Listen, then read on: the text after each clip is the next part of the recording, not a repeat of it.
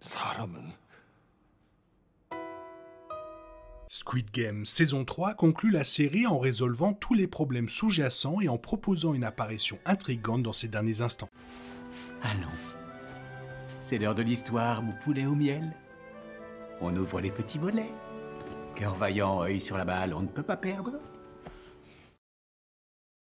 La dernière saison de la série coréenne à succès de Netflix commence avec le joueur 456 retournant dans la salle commune des jeux et retrouvant les survivants. Toutefois, après avoir perdu son ami Jung-bae et s'être tenu responsable de la mort de nombreux innocents, 456 se sent brisé et désespéré. Son côté sombre refait surface lorsqu'il tue le joueur 388 lors du premier jeu de la saison 3, espérant que accuser quelqu'un d'autre lui remonterait le moral. Tuer 388 ne fait qu'accroître la désillusion et le vide émotionnel de 456. Mais il parvient enfin à sortir de sa spirale infernale lorsque 149 et 222 lui confient la responsabilité de s'occuper du nouveau-né de cette dernière. Déterminé à assurer la survie de l'enfant, 456 entre dans l'arène du jeu final, où tout, de sa moralité à sa capacité de survie, est mis à l'épreuve. À plus d'un titre, le joueur 456 finit par sortir victorieux, mais paie un lourd tribut pour trouver la paix et la rédemption.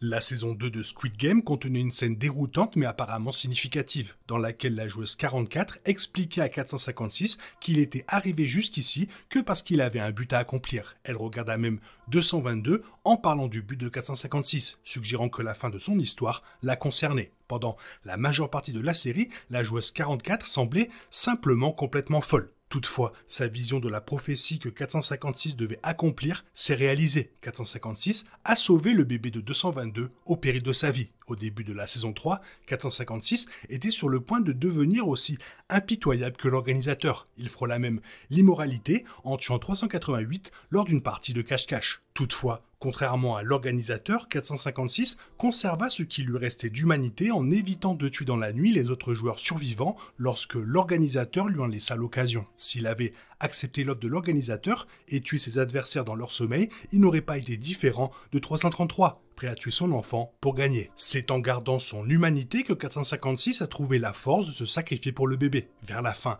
456 semble également réaliser qu'il ne pourra peut-être jamais vivre en paix avec lui-même après tout ce qu'il a fait et vécu. Le bébé pourrait enfin briser le cycle de violence perpétré par les jeux et grandir dans un monde bien meilleur que celui dans lequel 456 a vécu. La fin de la saison 3 est également similaire à celle de la saison 1, à plusieurs égards, puisque, comme 218, 456 prend conscience du prix de ses actes et permet à quelqu'un d'autre de gagner les jeux. Dès ses débuts, Squid Game a utilisé les chevaux comme métaphore efficace pour les joueurs des jeux. Dans l'arc d'ouverture de la série, 456 investit massivement dans une course hippique, espérant gagner gros et résoudre définitivement ses problèmes financiers. Toutefois, il devient vite un cheval tout aussi important lorsque les VIP parient sur lui et les autres joueurs alors qu'ils concourent pour gagner les jeux pour leur divertissement. Vous pariez sur les chevaux, c'est pareil ici, mais nous parions sur les humains. Vous êtes nos chevaux, a déclaré l'organisateur dans la saison 1, rappelant à 456 comment les gens comme lui sont réduits à de simples outils de divertissement par les riches. Comme les chevaux, 456 et les joueurs se conforment et luttent pour performer dans les jeux sans tenir compte de leurs droits et de leur autonomie en tant qu'être humain. Toutefois, vers la fin de la série, 456 utilise ses dernières forces pour protester contre les organisateurs du jeu et leur rappeler qu'ils ne sont pas des chevaux, mais des humains. Dans la saison 1, 456 a riposté avec assurance au téléphone avec l'organisateur et lui a dit « Écoute bien, je ne suis pas un cheval, je suis une personne. C'est pourquoi je veux savoir qui vous êtes et comment vous pouvez commettre de telles atrocités. » Malheureusement, après avoir vu le meilleur et le pire de l'humanité au cours des jeux, le personnage se sent partagé quant à son opinion sur les humains. Il s'arrête donc à « les humains sont » au lieu de dire quoi que ce soit de plus ou de moins.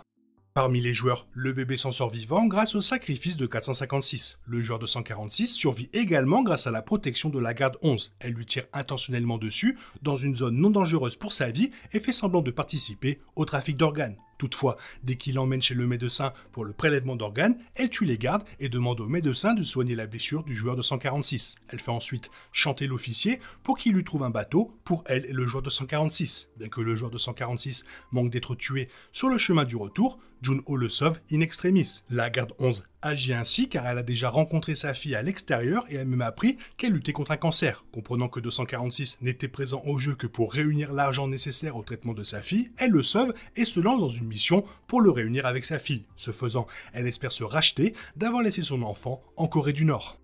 En parcourant les archives des gardes dans une pièce remplie de dossiers, la garde 11 découvre quelques documents la concernant. Ces archives révèlent le décès de sa fille. Après avoir appris le sort de sa fille, elle se sent brisée, mais le sacrifice de 456 l'encourage à vivre et à retourner dans le monde extérieur. À sa grande surprise, son détective privé révèle avoir trouvé en Chine une personne qui semble correspondre à la description de sa fille. Reprenant espoir, la garde 11, qui a repris sa vie, se rend en Chine, persuadée de pouvoir enfin retrouver sa fille. La série laisse son histoire un peu ouverte, ne révélant pas si elle la retrouve. Toutefois, en tant que fan du personnage, il est difficile de ne pas espérer que tout se termine bien pour le personnage dans Squid Game. Jun-ho arrive sur le lieu des jeux juste avant qu'In-ho ne parte avec le bébé. C'est l'occasion idéale pour Jun-ho d'arrêter son frère en le tuant. Cependant, il choisit de l'épargner car son frère a fait de même dans la saison 1. Malgré son manque de cœur, après avoir participé aux jeux et les avoir finalement organisés en tant que leader, In-ho semble n'avoir jamais perdu son affection complexe mais profonde pour son demi-frère. Jun-ho en est lui aussi conscient, ce qui explique pourquoi il peine à appuyer sur la gâchette dans le final de la saison 3. Comme le suggèrent les histoires de Jun-ho et d'In-ho, ce dernier a toujours profondément aimé son jeune demi-frère, Jun-ho, et lui a même fait un don de rein. Cependant, il s'est éloigné de lui après que ses difficultés financières et l'impossibilité de soigner sa femme malade l'ont contraint à participer au 28e Squid Game. La saison 3 révèle également que pour remporter les jeux, In-ho a égorgé tous ses concurrents pendant leur sommeil. Dans l'arc final de Squid Game, In-ho réalise que tous les humains ne sont pas aussi égoïstes et froids que les jeux lui ont fait croire. Il comprend que même si les circonstances lui ont fait perdre tout son sens de morale, il y a encore une part de bonté chez des personnes comme son frère et 456. Le sacrifice de 456 lui permet de comprendre que les humains méritent une seconde chance et ne peuvent être traités comme des pions dans un système créé par une élite corrompue. Il décide alors d'envoyer le bébé loin de son propre monde déformé en le déposant chez son frère. Réalisant que son frère est un homme bien, il lui laisse même l'argent du prix du bébé. Squid Game ne s'attarde pas trop sur la vie de l'organisateur après les jeux, mais il ne semble pas réagir dans la dernière scène aux États-Unis. Cela suggère peut-être qu'après avoir vu le sacrifice de 456, In-ho a compris que les jeux ne devraient pas exister.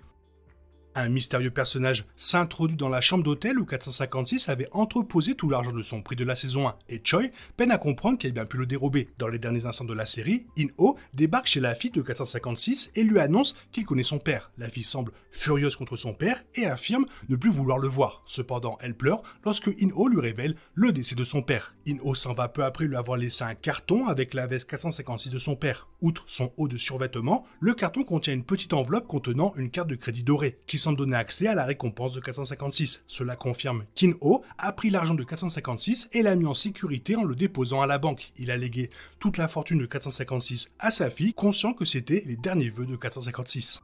Pendant longtemps, il était difficile de ne pas voir l'organisateur comme le principal méchant de la série. Toutefois, l'arc final de Squid Game montre qu'In-ho lui-même était autrefois un joueur désespéré, déterminé à améliorer sa vie et celle de sa famille. Il voyait les jeux comme une source de salut plutôt que de cruauté, mais son désespoir s'est vite transformé en détachement. Il a fini par se laisser emporter par le système dominant, soulignant combien il est facile de tomber dans le piège des puissants lorsqu'on lui offre un semblant de contrôle en échange de sa moralité et de sa conscience. Si les moments forts de l'histoire d'In-ho et de nombreux autres personnages nous rappellent que la chute morale est rarement soudaine et souvent motivée par le simple désir de survivre, l'histoire de 456 et son sacrifice ultime montrent comment un joueur peut à lui seul apporter des changements et remettre en question les fondements d'un système fondé sur l'exploitation. Squid Game peut également être vu comme un jeu sur l'illusion du libre arbitre, souvent présente dans les systèmes capitalistes. Comme les joueurs, les individus sont amenés à croire qu'ils sont libres de façonner leur propre destin et de remporter un prix important, mais ils sont freinés par les inégalités et les divisions sociales.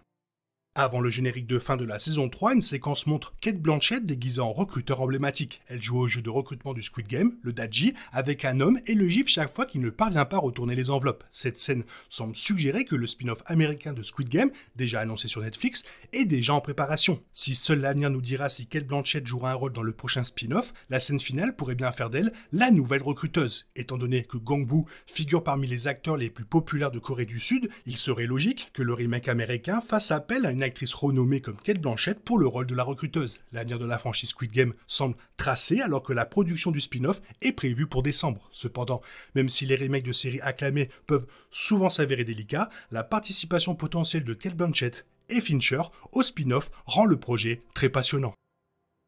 Cette saison 3 a été clairement meilleure que la saison 2. Toi, qu'est-ce que tu en as pensé? Et surtout, qu'est-ce que tu as pensé de la dernière scène? Es-tu ravi de savoir qu'une nouvelle série arrive sur Netflix aux États-Unis? Fais-le moi savoir dans la zone commentaire. Sinon, comme d'habitude, bisous bisous de cheval. Bye bye.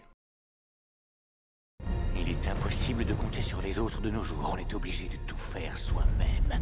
Je me trompe? Rien de grave. J'avais tout prévu. Où va le monde? Je vous le demande.